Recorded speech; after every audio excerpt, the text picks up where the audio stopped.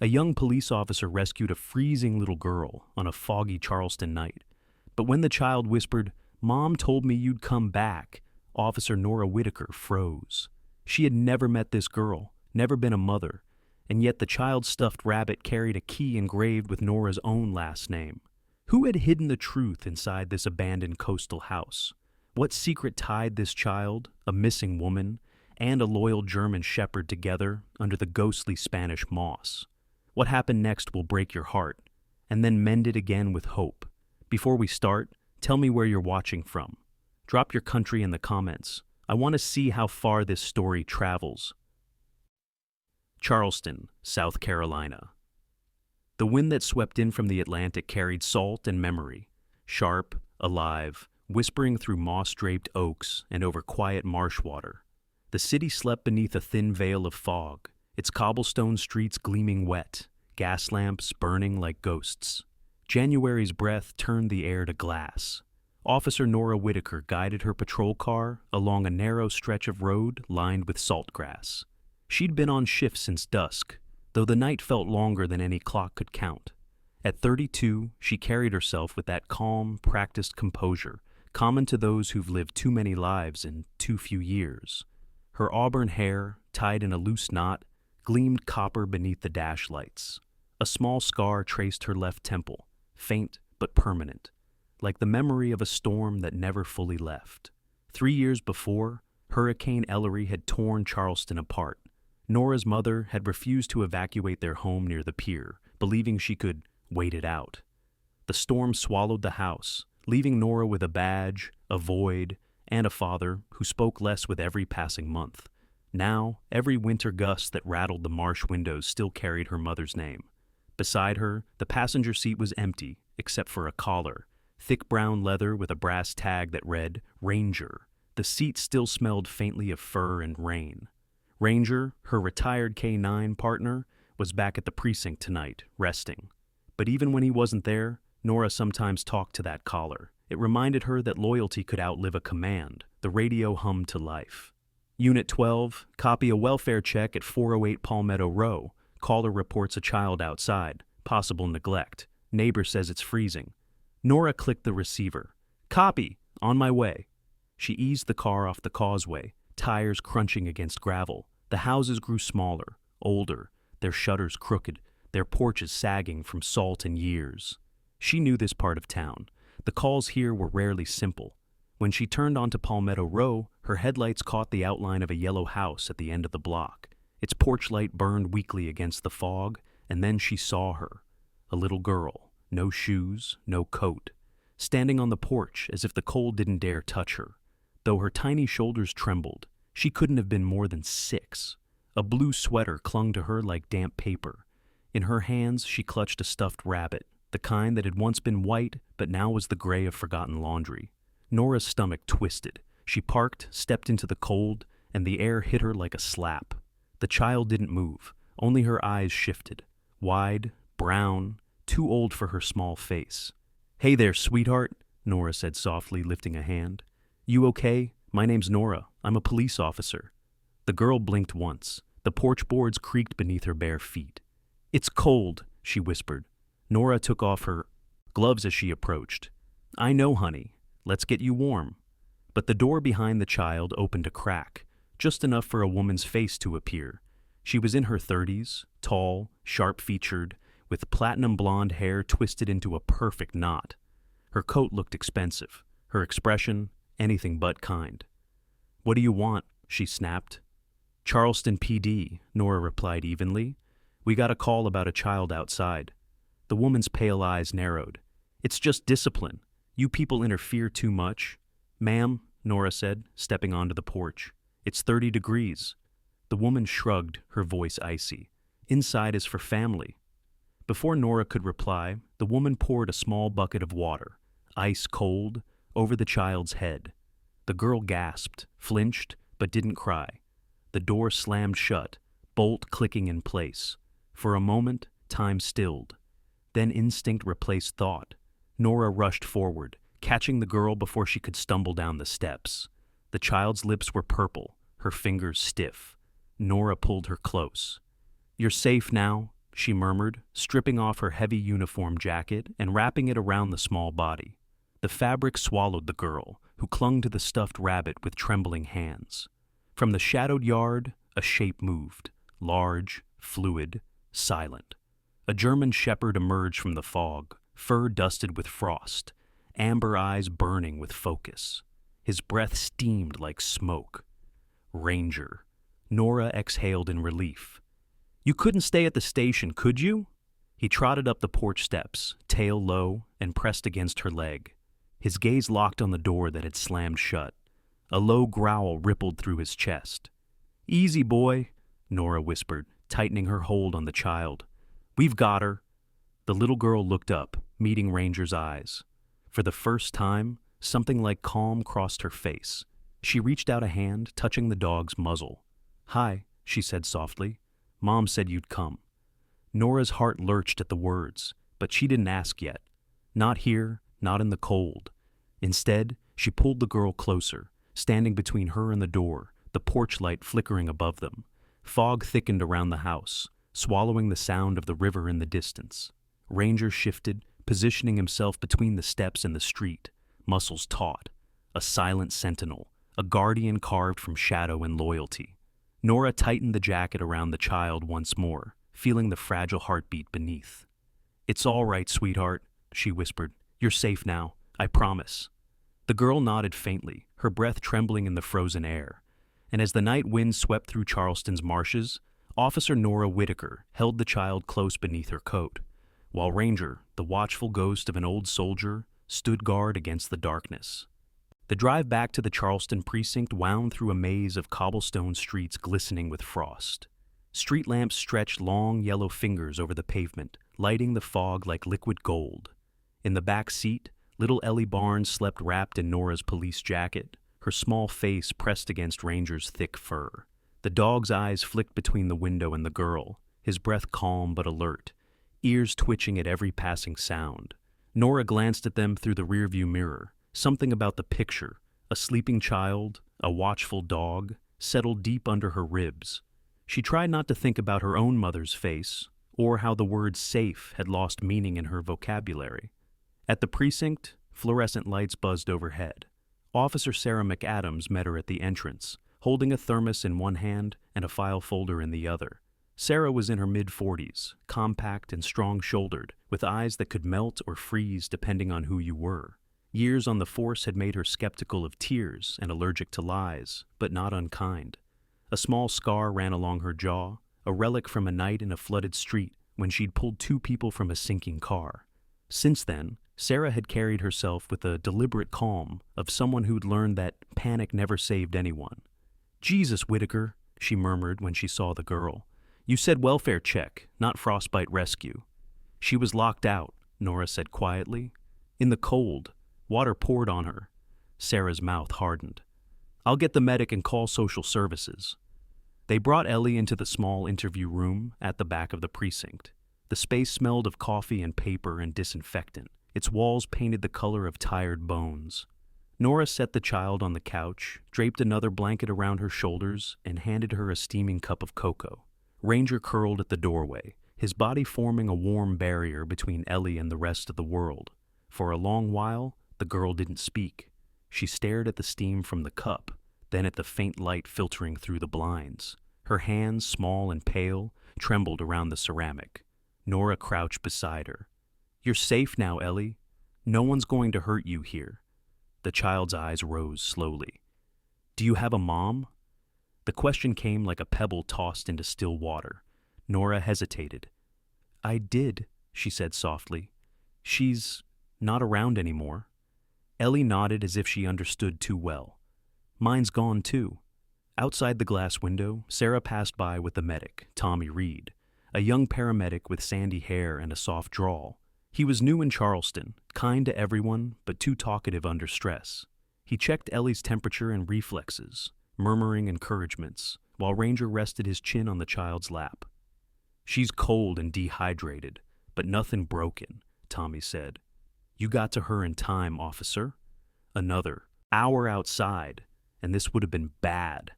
When he left, Sarah leaned against the doorframe. "Child Services is sending someone.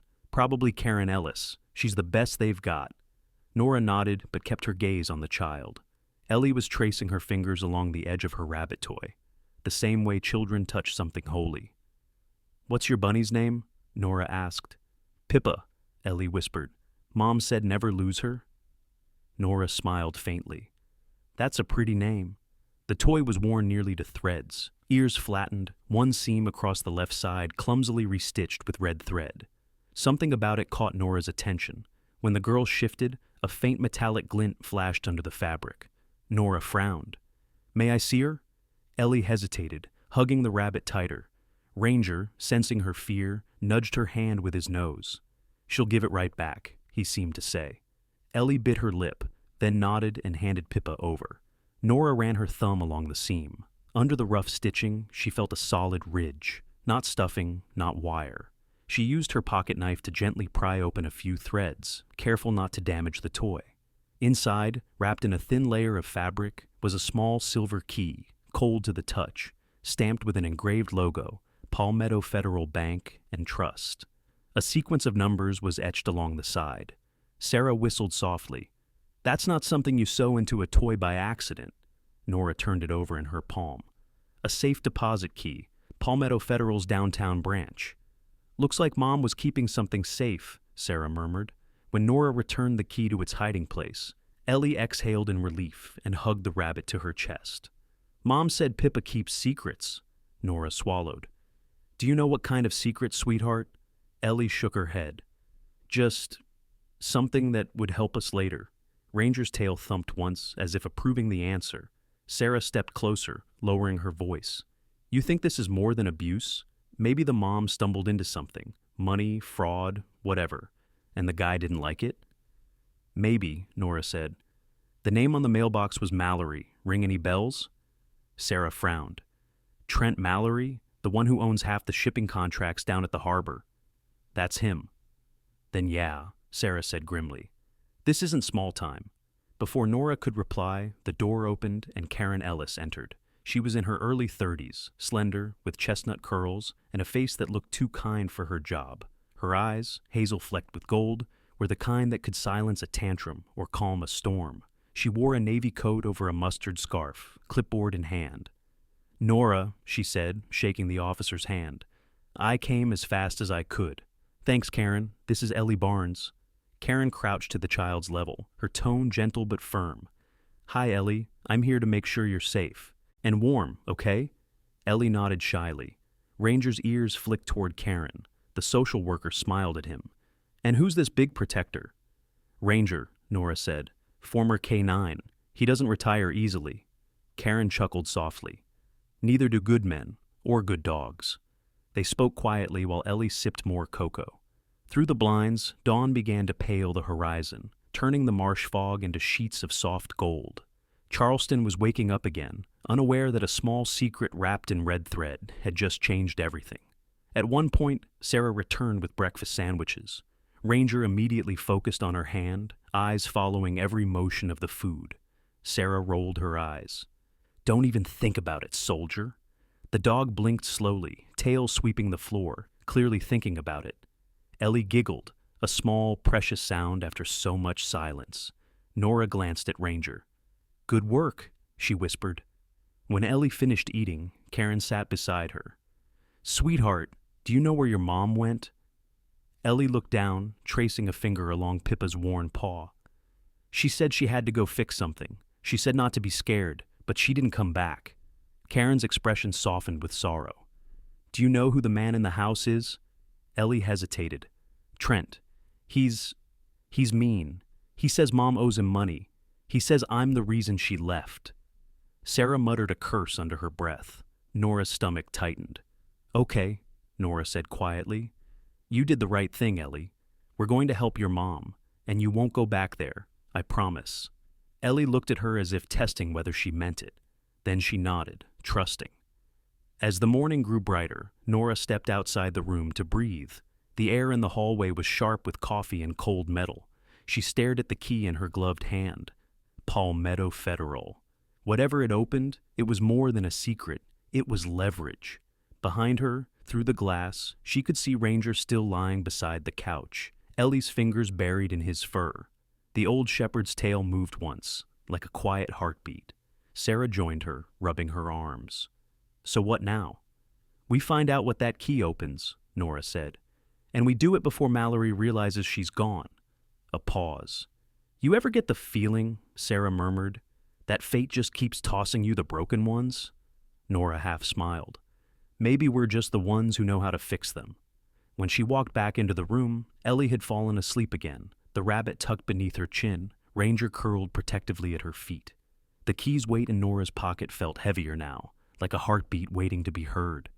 The next morning broke pale and thin, as if the sun itself was hesitant to rise. Charleston's skyline shimmered under a mist of salt, gulls drifting low over the river. Officer Nora Whitaker sat in her unmarked sedan, engine idling outside Palmetto Federal Bank, the silver key from Ellie's stuffed rabbit resting cold and bright in her palm. Beside her, Ranger sat upright on the passenger seat, his breath fogging the glass. His fur gleamed gold where the light struck, and his eyes, intelligent, steady, watched every movement on the sidewalk. He had the posture of an old soldier who never forgot duty, even in retirement. "All right, partner," Nora murmured, pocketing the key. "Let's see what kind of ghost this unlocks." At the back seat, Ellie hugged her rabbit tight, a fleece blanket wrapped around her shoulders. The morning had stolen much of her color, but not her curiosity. "Is this where Mom went?" she asked softly. Nora hesitated. "Maybe, sweetheart. Maybe this is where she left us a message." Karen Ellis, the social worker, sat beside Ellie. She'd traded her scarf for a navy coat that still carried the faint smell of coffee and peppermint. Her patience had the quiet resilience of someone who'd walked too many children through storm doors. She adjusted her glasses, her expression firm. "Bank protocol says the next of kin can open the box if the key exists, and there's reasonable cause for investigation. I signed the request." "Good," Nora said. "Let's keep it official." As they stepped out, the bank's glass doors reflected the gray morning sky. The marble floor inside gleamed, polished to perfection, and the air smelled faintly of cedar and disinfectant. A man approached from the counter, Martin Keene, the bank's senior manager. He was in his mid-50s, tall, balding at the crown, with steel-framed glasses perched on a narrow nose. His tailored suit was immaculate, but his hands fidgeted with his cufflinks when he spoke. His politeness was measured, his voice calm, but there was a tremor beneath it that only trained listeners like Nora would catch. "Officer Whitaker," he greeted, offering a brief handshake. "I received your call this morning. You're requesting access to a deposit box, number 312, registered under Margaret Barnes?" Nora nodded.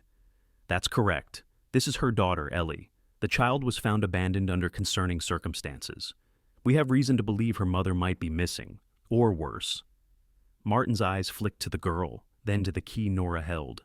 "I see. Well, the key matches the series assigned to that box. I'll need you to sign liability acknowledgement forms, of course." Karen handled the paperwork swiftly, her pen strokes clean and confident. Ranger lay by Nora's feet, ears pricked toward the hall, alert to footsteps that hadn't yet arrived. As they waited, Ellie pressed closer to Nora's side. "It's cold in here," she whispered. "It's just the air conditioning," Nora said, offering a faint smile. "Banks like to keep secrets chilled." Martin gestured toward a secure elevator. "This way, please." They descended into the vault level, where the temperature dropped another few degrees. The walls were lined with thousands of identical silver boxes, each one an unspoken story sealed behind metal. The hum of the fluorescent lights made the space feel smaller, more intimate, like a cathedral for secrets. Martin stopped in front of box 312. He'd unlocked the master latch and stepped aside. "If you'll use your key, officer." Nora crouched and fit the key into the second lock. It turned smoothly, the metal whispering against metal. The small door swung open with a faint click. Inside was a long steel drawer, narrow and heavy. She slid it out and placed it on the table in the center of the room. What lay inside looked deceptively ordinary. A stack of manila folders, a small leather notebook, and a flash drive sealed in a clear evidence sleeve. But even before she touched them, Nora felt the tension coil in her gut. Karen glanced at Martin. "Can we have privacy, please?" The banker nodded quickly and stepped outside, closing the vault door behind him. Nora opened the top folder. Inside were financial statements, ledgers showing transfers between Mallory Marine Logistics and several offshore accounts, large sums unaccounted for. She flipped another page. Shipping manifests, contracts, falsified signatures. Margaret Barnes's name forged again and again. Good God, Karen murmured. It's embezzlement. Or laundering, Nora said. Either way, it's motive. Next came the notebook, worn brown leather, its edges softened by time. On the first page, in tidy cursive, was a single line. If anything happens to me, look for the woman with the star. Nora froze. Her badge, its brass star, glinted faintly in the low light. Beneath the note were pages of journal entries. Margaret had written about fear, about Trent growing violent, about someone named Sabrina Cole, a friend who had become something darker. They meet in secret, one entry read. I think they've been stealing from the company. When I asked questions, Trent said I talk too much. Karen leaned over her shoulder. You think that's the same Trent Mallory Ellie mentioned? Nora nodded grimly. Has to be. She turned to the last page. The handwriting was frantic, scrawled across the lines. He knows. If I disappear, the key goes to Ellie. She'll find you. Trust her with the rabbit. Nora closed the notebook, her pulse thudding. She knew they'd come for her. Ellie tugged gently at her sleeve. Mom wrote that? Yes, honey, Nora said softly. She wanted to make sure you'd be safe. Ellie's eyes filled but didn't spill. Then why didn't she come back? Nora swallowed hard. Sometimes love looks like running toward danger instead of away. But we'll find her, Ellie, I promise. The child nodded, pressing her cheek into Ranger's fur. Karen carefully sealed the notebook and files in evidence envelopes. What about the flash drive? Nora turned it over under the light. A small label on its side read, Blue Oleander. That's the flower used in poisoning cases, she murmured. Oleandrin. Dr. Tran mentioned it once. Karen frowned. I think Margaret found out more than she was supposed to. Before they could speak further, the vault door creaked open. Martin stepped back in, his smile taut. Everything all right? Nora studied him. The tremor in his voice had returned. You knew her, didn't you? She asked. The banker hesitated. Mrs. Barnes? Yes, she came often. Very polite, but anxious. Always checking her box, always looking over her shoulder. Did she say why? He shook his head. No, but the last time she was here, she seemed certain someone had been following her. A chill rippled through the room. Nora sealed the flash drive and evidence packets in a lock bag, then thanked Martin. They took the elevator up, the air thick with unspoken fear. Outside, the fog had thinned to a pale shimmer. The city seemed deceptively peaceful. They stepped into the bank's marble lobby. Near the revolving doors stood a man in a dark overcoat, face half-shadowed, hair slicked back. He pretended to check his phone, but his eyes, flat and cold, followed them. When Nora met his gaze, he smiled faintly, without warmth. Ranger growled low, the sound vibrating through the tiled floor. The man turned and walked out into the street. Karen's hand tightened around Ellie's shoulder. You saw that? Nora nodded. Yeah, and I don't believe in coincidences. As they exited the building, Nora slipped the flash drive into her inner pocket, feeling its weight like a promise. Ranger kept close to Ellie's side, every muscle taut, his amber eyes cutting through the fog. The wind shifted, carrying the brine of the sea and something else. Something metallic, like danger. Whatever was hidden behind Margaret Barnes's key, they had just unlocked more than evidence. They had opened a door someone else was desperate to keep closed, and that someone was already watching. By noon, Charleston's fog had thinned to a sharp, glassy light. The streets shimmered with salt residue, and the distant call of cargo cranes echoed from the harbor. Nora Whitaker leaned against her sedan outside the precinct, a thermos of lukewarm coffee in her hand, the Palmetto Federal evidence bag resting on the hood.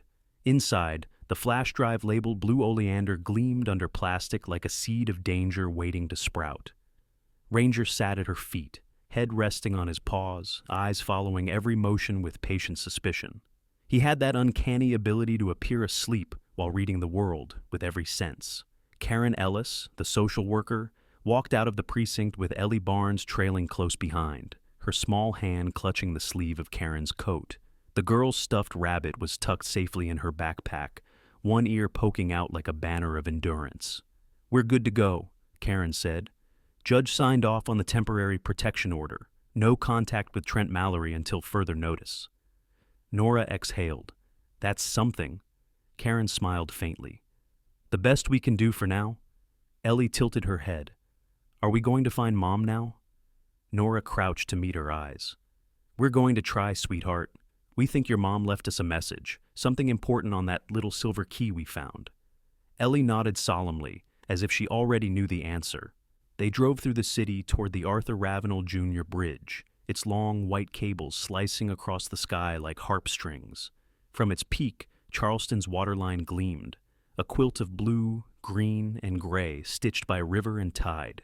Ellie pressed her face to the window, whispering, "Mom liked bridges. She said they make people brave." Nora's fingers tightened on the steering wheel. "Your mom sounds like a smart woman." Halfway across the bridge, Karen's phone buzzed. She glanced at the screen, frowning. "It's the Department of Child Safety.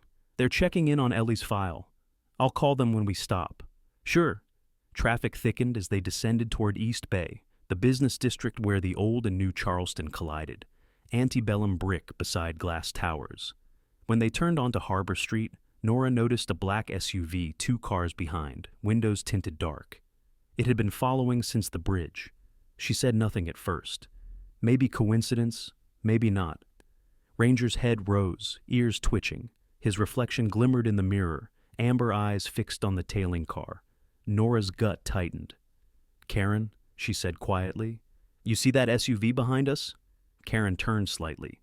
"The black one?" "Yeah. Been there since Ravenel." Ellie looked up, her voice small. "Is it the bad man?" Nora forced a calm smile. "Probably just someone heading the same way, honey." But her voice betrayed tension. She turned abruptly onto a side street, the kind that wound through Charleston's old warehouse. District, quiet, lined with rusted gates and graffiti ghosts. The SUV turned too, not coincidence. "Hold on," Nora said. The sedan weaved through narrow lanes until she spotted an open lot between 2 abandoned buildings. She swung in, engine rumbling low, and parked in the shadow of a corrugated wall. Ranger was already upright, muscles taut, low growl rumbling deep. Karen's voice was tight. "Should we call backup?" "Not yet." Nora checked the rearview mirror. The SUV slowed at the mouth of the lot, paused, then rolled past without stopping. Silence pressed against them. Ranger's tail flicked once, uncertain. Karen exhaled shakily. "That's either really lucky, or they're circling the block." Nora scanned the rooftops, instincts prickling. "We can't assume lucky." She looked to Ellie.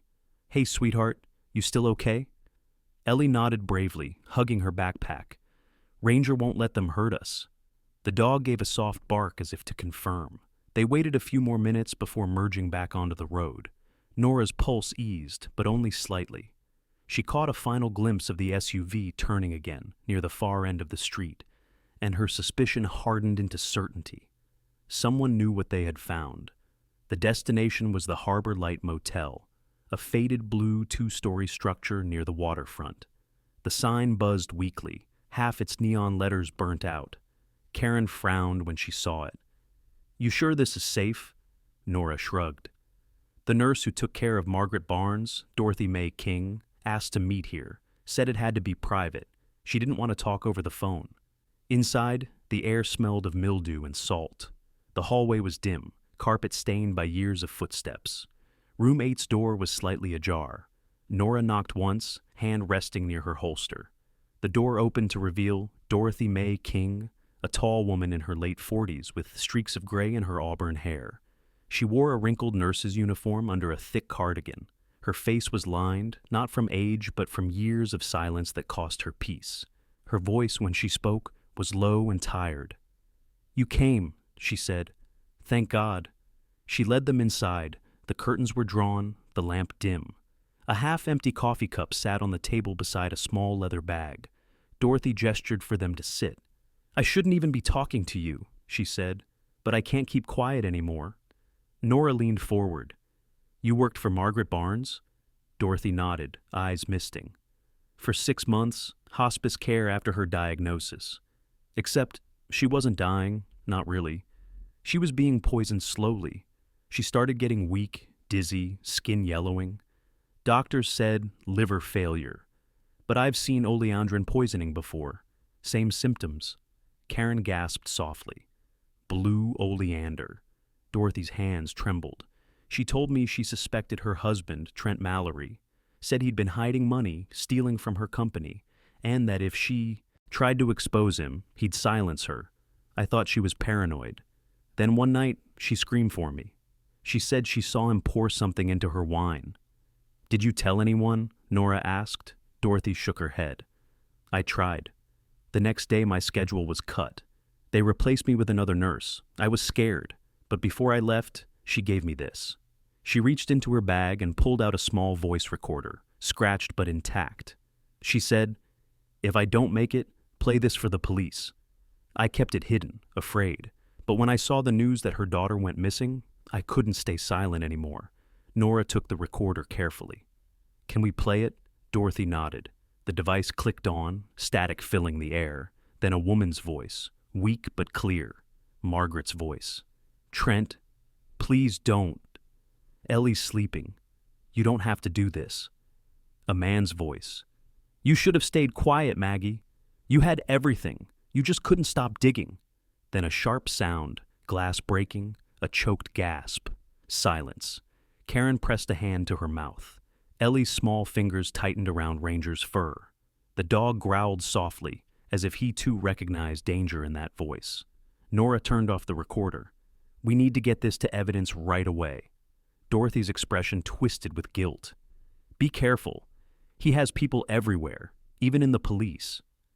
Nora's mind flashed to the black SUV. I believe you. She thanked Dorothy, promising protection, and led Ellie and Karen back outside.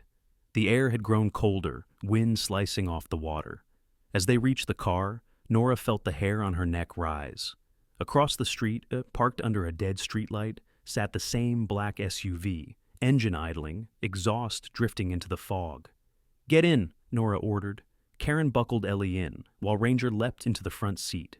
The SUV pulled forward as soon as they started the engine. Hold on, Nora said, tires squealing as she shot out of the lot and back toward the main road. The SUV followed, headlights slicing through the dusk. They sped toward the bridge again, wind whipping through the cracked window. Ellie clung to her rabbit.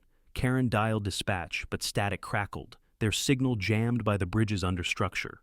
Ranger barked, the sound deep and commanding. Nora's pulse drummed in rhythm. Not today, she whispered. At the crest of the Ravenel Bridge, she cut sharply into a maintenance lane and braked hard. The SUV overshot, skidding, tires screaming on steel. It recovered too late, caught between lanes. Nora turned the car and gunned it in the opposite direction, merging into traffic. Within seconds, the black SUV disappeared behind a line of semis. Only when the city skyline returned in the distance did she finally exhale. Karen's hands shook around her phone. That was no coincidence. No, Nora said, her voice cold as the wind. That was a warning. Rangers, head turned toward the window, eyes fixed on the horizon. In the reflection, Nora saw her own face, steady but burning, with a promise she couldn't yet say aloud. If they wanted silence, they'd pick the wrong woman. The following morning dawned brittle and bright, the kind of Charleston morning that looked beautiful only from a distance. Nora Whitaker hadn't slept. She sat at her desk in the precinct's back office, a paper cup of cold coffee beside a growing stack of evidence forms. The voice recorder from Dorothy Mae King was labeled and sealed, but the unease in her chest hadn't settled. Somewhere out there, Trent Mallory and his network already knew they'd found proof. Ranger, lying under the desk, let out a low, restless sigh. His tail flicked once, hitting Nora's boot. He was tired too, but alert. Always alert.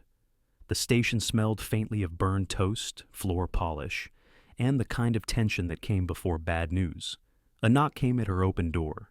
Sergeant Kyle Reddick leaned against the frame, arms crossed. He was in his late 30s, tall and lean, with the posture of someone who'd spent too many nights in bars and too few in gyms. His sandy blonde hair was cropped short, and his jaw bore the hint of stubble. Reddick had once been a good cop, ambitious, charming, but years of debt and divorce had worn the shine off. He still smiled too easily, but it never reached his eyes. "Heard you've been busy," he said, voice smooth, practiced. "Word is you pulled a girl out of the marsh last week and somehow stirred up a whole hornet's nest." Nora didn't look up. "Word travels fast." "Yeah," Reddick replied, stepping inside. "Especially when you skip protocol and handle evidence solo. Command won't like that." Nora set down her pen. "This isn't your case, Kyle." He smirked. "Maybe not, but you and I both know Mallory's a big name in this city. People talk when his name shows up in police files." She met his gaze evenly. "You mean you talk?" The silence that followed was sharp enough to cut. Ranger lifted his head, ears twitching. Reddick's smirk faltered for a fraction of a second before he turned for the door. "Careful, Whitaker," he said over his shoulder. "Big cases like this have a way of swallowing people whole." When he left, Nora exhaled slowly. She could smell rot, not from the marsh, but from the inside of her own department. Later that afternoon, she and Karen Ellis took Ellie out of the station for some air. They walked through Marion Square, where the city's weekend farmers market buzzed with color, the smell of roasted peanuts and fried shrimp drifting through the crowd. Vendors shouted greetings, brass musicians played on the corner, and the world, for a fleeting hour, seemed normal again. Ellie held a paper cup of lemonade with both hands, her brown eyes wide at the sight of painted seashells and baskets of peaches. Ranger trotted beside her, tail wagging gently, wearing a red bandana that said, "Low Country Hero," a gift from one of the vendors who recognized him from the precinct's rescue report. Karen smiled watching them. "She needed this," she said.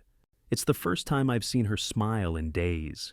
"Yeah," Nora murmured. "She deserves a childhood, not headlines." They stopped at a flower stand run by Mrs. June Hollis, a woman in her 60s with sun-browned skin and arms strong from decades of gardening. She had a booming laugh that carried over the market noise. "Officer Whitaker," she greeted. "Still chasing ghosts?" "Something like that," Nora replied. Mrs. Hollis leaned closer. "Careful, darling. The ghosts in this city bite back." Then she winked and handed Ellie a daisy. "For luck, sugar." It should have been an ordinary afternoon, until Nora's phone buzzed. The caller ID read Sarah McAdams. "Whitaker," she answered. Sarah's voice came through low and urgent. "You've got a problem. Reddick just accessed your case file. I caught him pulling copies of the Mallory reports." Nora's pulse spiked. "How long ago?" 5 minutes. He's gone now." Nora swore under her breath. "He's the leak! Want me to lock down his access?" "Too late. Just keep the originals secure. I'll handle him later." She hung up and scanned the crowd. The easy warmth of the market suddenly felt dangerous. Ranger's ears perked. He gave a short, sharp bark, the sound he made only when something was wrong. Karen caught the shift immediately. "What is it?" "Trouble," Nora muttered. 2 men had appeared near the fruit stall across from them, both large, both moving with the tense rhythm of professionals pretending to be casual. One wore a denim jacket, the other a baseball cap pulled low. Their eyes tracked Ellie. "Karen," Nora said calmly, "take Ellie and move toward the stage. Don't run, just go." Karen obeyed, her hand firm on Ellie's shoulder. Nora whistled once, and Ranger stepped ahead, shoulders squared, hackles bristling. The man in the denim jacket noticed and changed direction. He reached into his coat. Nora moved before thought, closing the distance in seconds. "Police!" she shouted, badge flashing. "Hands where I can see them!" The man froze. The second one bolted. Ranger launched like lightning, crossing 20 feet in a blur of muscle and motion. He hit the fleeing man's arm, teeth locking onto fabric, dragging him off balance. The man yelped, falling hard against a produce stand. Apples rolled across the pavement like marbles. The market erupted in shouts. People ducked, vendors yelled. Karen shielded Ellie behind a flower cart. Nora pinned the first suspect against a table, wrenching his wrist until the small switchblade clattered onto the ground. "Nice try," she hissed. Ranger held the second man firm, growling low as the suspect cursed and kicked. "Easy, boy," Nora said. "We need him breathing." Within minutes, uniformed officers arrived. Sarah McAdams led the response team, her sharp voice cutting through the chaos. "Get those men cuffed and secured. No statements until I say." As the crowd began to settle, Mrs. Hollis reappeared, wielding her flower broom like a weapon. "You people always bring in trouble to my roses," she grumbled, though her eyes twinkled with pride at Ranger. "Good dog." Ellie peeked out, trembling but safe. Ranger nudged her hand gently, his fur streaked with apple juice from the fallen fruit. The girl giggled weakly. "You're sticky," she whispered to him. Sarah joined Nora near the patrol cars. We ran their IDs, both connected to Mallory Logistics as contractors, hired muscle. "Of course they are." Nora rubbed her forehead. "Reddick must have tipped them. They came for Ellie." Sarah's jaw tightened. "That bastard. You want me to bring him in?" "Not yet," Nora said. "If we scare him, he'll crawl deeper into whatever hole Mallory owns. I'd rather watch him crawl out first."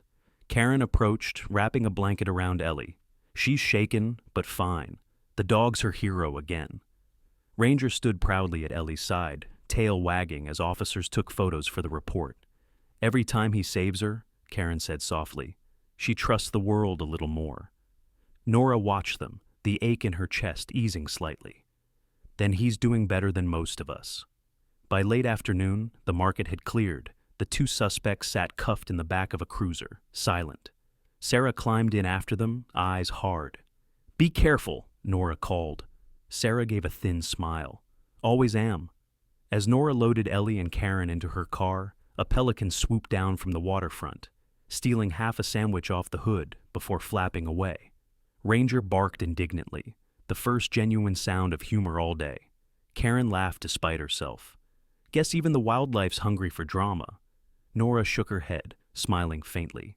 But beneath it all, her mind spun. A poisoned woman, a frightened child, a dirty cop, and now hitmen in a public park. Whatever Mallory was protecting, it was worth killing for, and Nora was done playing defense. The rain began before sunrise, the kind that Charleston knew too well, warm, relentless, whispering of hurricanes that had never quite left. By mid-morning, Nora Whitaker stood at the end of Magnolia Wharf, watching waves slap against the barnacled pylons. The air smelled of salt, oil, and the faint sweetness of magnolia blossoms crushed by wind. She wasn't alone. Sarah McAdams, her colleague from the precinct, leaned beside her, a cigarette unlit between her fingers. Sarah was in her late 30s, sharp-eyed, dark-haired, the sort of woman who looked like she'd been born behind a desk, but somehow survived every storm that had blown through Charleston PD. She had joined the force after her brother's unsolved overdose, and though she laughed easily, her eyes never fully softened. "I checked the suspects we pulled yesterday," Sarah said, voice low over the wind. "Both transferred money from a dummy company under Heartwarming Logistics. Guess who owns it?" Nora didn't blink. "Trent Mallory." Sarah nodded.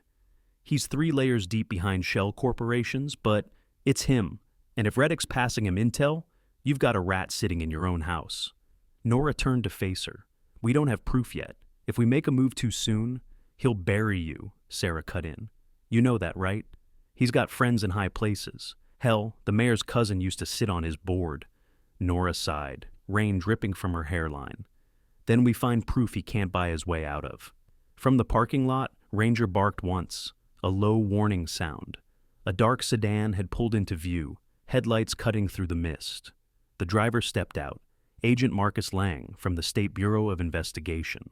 Lang was tall and spare, his suit soaked by the rain, but his posture untouched by it. He had the expression of a man who'd seen too much and learned to keep most of it to himself. His gray hair was neatly trimmed, his voice a low baritone that carried without effort. "Officer Whitaker," he greeted, extending a gloved hand. "Agent Lang, SBI Organized Crime Division. I got a call from your captain. Seems you're sitting on something that crosses state lines." Nora shook his hand, wary but polite. "We're sitting on a mess, Agent. I don't know yet how big." He smiled faintly. "Big enough to warrant my drive." Sarah flicked water off her badge chain. "You're here about Mallory, I assume?" Lang nodded. "We've been building a file on him for 3 years. Fraud, smuggling, bribery. But what we didn't have was motive for the last 2 deaths in his circle, his wife and his business partner." He studied Nora. "Until now." Nora exchanged a glance with Sarah. "We've got a recording from Margaret Barnes, the wife, confirming poisoning and documentation showing forged company transfers." Lang's calm face shifted slightly, just enough to show interest. That's evidence of homicide and financial conspiracy. You've got dynamite. More like a fuse, Nora said. He gave a small nod. Then we'll need to light it carefully. As they talked, Karen Ellis arrived with Ellie in tow. The girl was wrapped in a rain poncho 2 sizes too big, Ranger trotting loyally beside her. Ellie's face lit up when she spotted Nora. I made something, she said, holding out a damp drawing. A stick figure woman in a police uniform standing beside a brown dog. Across the top, in shaky letters, she'd written, "Me safe now." Nora's throat tightened. She knelt, brushing the girl's wet bangs from her eyes. That's beautiful, Ellie. Karen, her auburn hair frizzed from the rain, gave a tired smile. She wanted to see you before her medical evaluation. The doctor's office called. She has traces of sedatives in her system, likely from long-term exposure. Lang's expression hardened. They drugged her too. Maybe to keep her quiet, Sarah muttered. Nora straightened. Then they're not done yet. Reddick's still feeding them something, and Mallory knows we're closing in. Lang adjusted his coat. You mentioned a flash drive labeled Blue Oleander. We need to decrypt it immediately. SBI has a forensics unit in Columbia. If we get that data tonight, we can move for arrest warrants before anyone knows. Nora hesitated. I can't risk transporting it through official channels. If there's a leak, it'll vanish before it reaches Columbia. Sarah crossed her arms. Then we go off the grid, take it ourselves. Lang studied her. You two trust each other? Sometimes, Sarah said. Good, Lang replied. Because the moment that drive leaves Charleston, you'll both have targets on your backs. Rain intensified, drumming against the pier roof like fists. Nora glanced at Ellie, then to Karen. Get her somewhere safe, not the precinct, not her foster placement. Somewhere quiet. Karen nodded. I know a church shelter near Sullivan's Island. They keep their records offline. Perfect, Nora said. She crouched before Ellie again. Hey, sweetheart, you're going to stay with Miss Karen for a bit, okay? Ranger's coming with me for now. Ellie's lower lip trembled. But he always finds me. Nora smiled faintly. And he will again. That's his job. Ranger whined softly, sensing the separation. His loyalty was bone deep, carved from years of service. Nora stroked his fur once, whispering, Guard her with your heart when I can't. As Karen led Ellie away, the wind howled, scattering magnolia petals across the dock like pale confetti. Lang turned toward the street. I'll have an unmarked vehicle ready in an hour. Meet me at the old railway yard on King Street. No cell phones. Bring only what you trust. Sarah nodded. You got it. When Lang disappeared into the rain, Nora leaned on the railing, exhaustion seeping into, her bones. If this goes wrong, they'll bury us too. Sarah smirked grimly. Then we make sure the truth floats. By evening, the rain had swollen into a coastal storm. Streets shimmered under lamplight, reflections warping with the wind. Nora parked outside King Street Rail Yard, an abandoned freight depot now home to gulls and rust. The air buzzed faintly with static from distant lightning. Sarah arrived moments later, soaked but grinning. Brought sandwiches. If we die tonight, at least we won't be hungry. Nora chuckled despite herself. You're a poet. They met Lang near the old control tower. He carried a black laptop case and a small satellite modem. No network trace, he said. We'll decrypt here. As the screen flickered to life, code streamed like rain on glass. After a few tense minutes, a folder appeared. Project Oleander. Inside were video clips, boardroom meetings, forged invoices, and one shocking feed. Trent Mallory himself, handing a small vial to an unseen woman. His voice was crisp, unhurried. It only takes a few drops. By the time they find it, it'll look like liver failure. Sarah swore softly. That's our smoking gun. Lang exhaled. It's enough to arrest him and anyone tied to that transaction. But then, headlights flared through the rain. 2 black SUVs turned into the yard, engines growling. Damn it, Sarah hissed. We've been followed. Lang slammed the laptop shut. Grab the drive! Nora scooped it, heart hammering. Ranger! The German shepherd bolted from the shadows where he'd been guarding the gate, barking fiercely. Tires screeched. Men stepped out, armed, dressed in dark tactical jackets without insignia. Lang drew his weapon. "They're not cops!" Nora ducked behind a rail car, shouting over the wind. "We need to get out, back through the drainage access." Ranger lunged at one of the men who tried to flank them, teeth flashing white in the rain. The man stumbled, his weapon skidding across the mud. "Go!" Sarah yelled, firing 2 rounds into the air to distract. Lightning struck nearby, a burst of light splitting the sky. Nora grabbed Lang's arm, dragging him toward the old culvert that led to the river. Ranger followed, drenched and snarling, covering their retreat. Behind them, gunfire echoed across the wharf. But the sound was swallowed by the roar of the storm. When they finally reached the mouth of the culvert, Nora clutched the flash drive like a relic. Lang's face was streaked with rain and sweat. Sarah was breathing hard, a streak of mud across her cheek. They had the proof. They were alive, barely. But as the rain washed over the cracked pavement and thunder rolled across the harbor, Nora knew one thing for certain. Mallory's empire had just been cornered, and cornered things. They fight hardest before they fall. Morning crept back into Charleston like a survivor. The storm had passed, but the air still hung thick with aftermath. Broken branches in the streets, puddles shimmering with oil rainbows, the faint scent of seaweed and diesel. Nora Whitaker stood outside the Charleston County Courthouse, her uniform freshly pressed, her expression far less so. The flash drive, blue oleander, sat secure in an evidence pouch clipped inside her coat. She hadn't let it out of her sight since the ambush. Ranger sat at her heel, muzzle gray with age, eyes sharp as ever. He'd been groomed that morning, his fur brushed smooth, but the faint scar above his left paw, a souvenir from the night at Magnolia Wharf, glistened like a medal of honor. He watched the courthouse steps with quiet vigilance, ears twitching at every approaching car. Beside Nora, Sarah McAdams adjusted the lapel of her navy blazer, a faint bruise still shadowing her cheekbone. "We made it," she said. "Barely, but we did." Nora nodded. "Now we make it count." Inside, the courthouse buzzed with whispers. Cameras lined the hallway. The Mallory case had drawn reporters like flies to honey. Trent Mallory's empire of wealth and deceit had fed half the city. Contractors, politicians, even officers. And now the same men whispered prayers that his fall wouldn't drag them down too. Judge Halden Avery presided over the case. A man in his 60s, bald with steel-rimmed glasses and a reputation for loathing theatrics. He believed in procedure, not pity. His heavy voice could silence a courtroom faster than a gavel. Trent Mallory arrived flanked by 2 attorneys and a security detail that looked more like bodyguards than professionals. He wore a charcoal suit, expensive but understated, his salt and pepper hair combed with precision.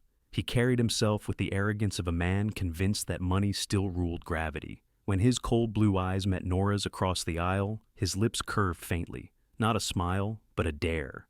Karen Ellis entered next with Ellie Barnes, now dressed in a pale yellow dress that looked freshly bought. The girl's small hand clutched a ribbon tied around Ranger's leash. She had insisted the dog stay close, even in court. Nora had argued it wouldn't be allowed, but Judge Avery himself had made an exception, saying, "If that dog saved her life, he deserves to stand where truth is spoken." Ellie sat in the witness area, her legs too short to touch the floor. Her teddy rabbit lay folded neatly in her lap, the ear stitched by Karen's careful hand. At the prosecution table stood District Attorney Samuel Reeves, a stocky man in his 50s with thinning hair and a face like a carved oak beam. Reeves was old school, no nonsense, no grandstanding. His voice, though gravelly, carried conviction, forged in years of chasing untouchable men. "Ladies and gentlemen," Reeves began, addressing the 12 jurors under the chandelier's pale light, "this is not a story of business gone wrong. This is the story of a man who poisoned his wife, silenced her nurse, and nearly took the life of a child, all to protect an empire built on lies." Mallory's attorney, Richard Voss, leaned back in his chair with smooth disdain. Voss was younger, handsome in the kind of way that photographs well but ages poorly. Slick hair, sharp smile, and a tie that cost more than a patrol officer's paycheck. "My client," Voss countered, "is not a murderer. He is a victim of grief and conspiracy. The so-called evidence comes from a flash drive of unknown origin and a recording easily fabricated. Ask yourself, who stands to gain from his fall?" Sarah muttered, "Classic deflection." Nora said nothing, Her eyes stayed on Ellie. When the prosecution played the Blue Oleander video, the room changed. The grainy feed filled the screen. Mallory's profile clear as day, his voice steady. It only takes a few drops. By the time they find it, it'll look like liver failure. The jury shifted. Even Judge Avery leaned slightly forward. Voss objected, arguing chain of custody. But the flash drive's metadata and timestamps, verified by Agent Marcus Lang from SBI, stood unbroken. Lang, called as witness, explained the retrieval process in meticulous detail, his calm professionalism cutting through Voss's attempts at doubt. Then came the voice recording, Margaret Barnes pleading for her life. The courtroom fell silent as the words played. Ellie buried her face against Ranger's fur, trembling. Nora's hands clenched so tightly the leather of her gloves creaked. When it ended, Reeves's voice was steady but low. That is not just the sound of a woman dying. That is the sound of truth. Truth this man thought he could bury beneath contracts and blood. The defense scrambled to regain control. They called Sergeant Kyle Reddick to the stand. He looked smaller than Nora remembered. Pale, unshaven, his once slick confidence gone sour. He kept glancing toward Mallory like a dog to its master. Sergeant Reddick, Voss began smoothly. Isn't it true Officer Whitaker mishandled evidence and acted without authorization? Reddick swallowed. Yes, she broke protocol. Reeves rose. And you, Sergeant, were caught accessing sealed files without clearance. Is that correct? Reddick's throat tightened. I was told to monitor progress. By who? No answer. Reeves stepped closer, voice rising. By who, Sergeant? Reddick's eyes flicked to Mallory. The silence that followed was louder than thunder. Finally, he whispered, Mallory, he paid me. The courtroom gasped. Voss slammed his folder shut. Judge Avery banged his gavel for order. Nora closed her eyes briefly, the weight of vindication and disgust colliding in her chest. After recess, Ellie was called to testify. She gripped the rabbit tightly as she walked to the stand, Ranger padding, silently behind her until the bailiff stopped him at the bench. He lay down, chin on his paws, eyes locked on her every movement. Reeves crouched to her height, voice soft. Ellie, do you remember your mommy? She nodded. She read me bedtime stories about the ocean. She said bad people hate sunlight. And do you remember the night she got sick? Her lip quivered. She was scared. She said Daddy put something bad in her drink. Then she told me to run and find the lady with the star. The jury's eyes shifted to Nora, whose badge gleamed faintly in the light. Reeves smiled gently. And who did you find? Her, Ellie said, pointing toward Nora. And Ranger. Reeves swallowed, visibly moved. Thank you, sweetheart. When Ellie stepped down, Ranger rose and brushed against her side, guiding her back to Karen. The jury, even the hardest among them, softened. In closing, Reeves' words landed like the final nail in a coffin long overdue. Justice, he said, isn't just about punishment. It's about truth finding its voice, even when that voice is a child's whisper and a dog's bark. The jury deliberated for hours. Outside, the magnolia trees dripped with post-storm sunlight. Reporters paced, people whispered prayers, and Nora sat on the courthouse steps, with Ranger's head resting on her knee. Sarah brought her a coffee. Whatever the verdict, she said quietly, you did what most couldn't. You brought light into a house built for shadows. When the jury finally returned, the foreman's voice was steady. We find the defendant, Trent Mallory, guilty on all counts: conspiracy to commit murder, obstruction of justice, and endangering a minor. Mallory's face cracked, the first time his mask of control truly broke. As marsh sunlight spilled through the tall windows, his empire collapsed in silence. Ranger barked once, low and sure, as if to mark the moment truth finally won. Spring arrived in Charleston quietly that year, like a long exhale after months of holding its breath. The marshes bloomed again, reeds turning gold under the morning sun, the air scented with salt and jasmine. At the edge of the harbor stood Nora Whitaker, no longer in uniform, though her posture still carried the weight of duty. The courthouse behind her had long emptied, the case files sealed, the headlines fading. But for Nora, silence didn't mean peace, it meant reflection. Ranger, now sporting a new badge on his collar that read, Honorary Service Dog, city of Charleston, paced at her side, tail swaying lazily. The scar on his forepaw had faded to a pale line. He was still powerful, though the fur around his muzzle had begun to silver. Every so often, he'd glance toward the docks as if waiting for orders that no longer came. Sarah McAdams joined her, balancing 2 cups of coffee. Her dark hair was pulled into a loose braid, and for once she wasn't dressed in her detective blazer. Instead, she wore jeans, boots, and a look of hard-earned calm. "You ever think you'd see the city this peaceful again?" she asked. Nora smiled faintly. "Peaceful's relative. It's Charleston. Storms are just the city's way of reminding us who's boss." Sarah chuckled, handing her a cup. "They put Reddick away last week. 5 years. He flipped on Mallory's investors, gave up half the network." 5 years, Nora repeated, watching a pelican dive into the waves. "For selling his badge." "He'll live with that more than any sentence," Sarah said. "Besides, without him, the case wouldn't have closed cleanly. You got what you wanted." "Justice," Nora murmured, "never feels as clean as you hope." A small voice called from the pier behind them. "Miss Nora!" They turned to see Ellie Barnes, now brighter, healthier, her cheeks pink from the sea breeze, her braids tied with yellow ribbons. She was carrying a small basket filled with wildflowers. Karen Ellis followed a few steps behind, smiling warmly. The woman looked rested for the first time in months, her usual neat bun replaced by soft curls escaping in the wind.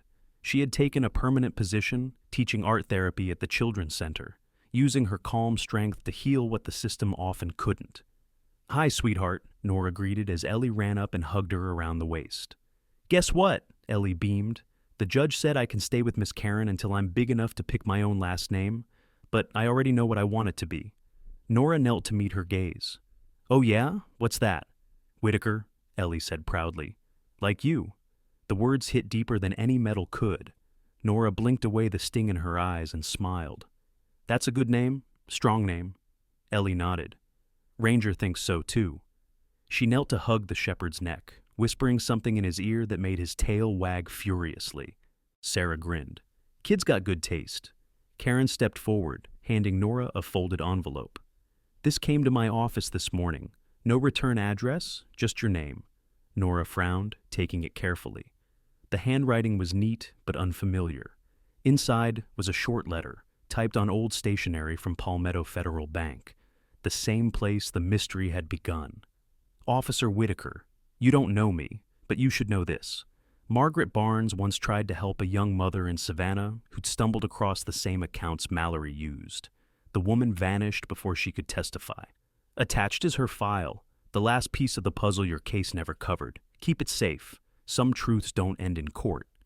"A friend in shadows," Nora exhaled slowly. "Someone's still cleaning up the wreckage." Sarah's brow furrowed. "You think it's Lang?" "Maybe," Nora said. "He went off-grid after the trial, said he was heading south on a follow-up lead, never came back to debrief." Karen's voice softened. "Then maybe he's still out there, making sure the right people sleep at night." Ellie looked puzzled. "Is he a hero too?" Nora smiled faintly.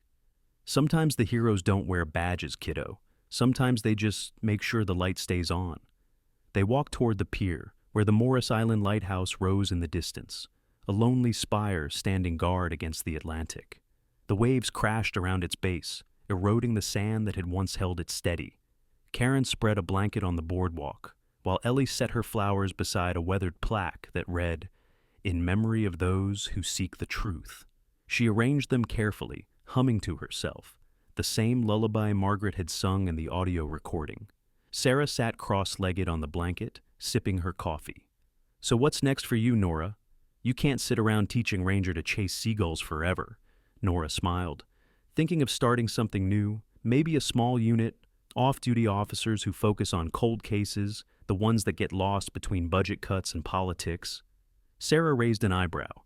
"You and me?" "And Ranger," Nora added. Sarah grinned. "We'll need a name." Nora glanced toward the lighthouse, its beacon flickering faintly against the gray horizon. "Something with light in it," she said. "Something that reminds people even when you're lost, you can still find your way back." Ranger barked once, as if agreeing. Ellie laughed, clapping her hands. Karen leaned back, the wind tugging at her sleeves. "You know, I think Margaret would have liked this ending." Nora looked out at the sea. "It's not an ending," she said softly. "It's just the part where the storm passes." They stayed there until sunset. The sky burned orange and rose, seagulls wheeling overhead. The water shimmered like glass, broken only by the slow rhythm of the tide. When the first stars appeared, Nora stood and looked toward Ellie, now drowsy against Karen's shoulder. She smiled, whispering to Ranger, "Let's go home, partner." The shepherd rose, stretched, and pressed his head gently against her thigh. As they walked back toward the city lights, the lighthouse flashed behind them, steady, unwavering, as if saluting them in its ancient language of hope. And for the first time in years, Nora Whitaker allowed herself to believe in miracles again.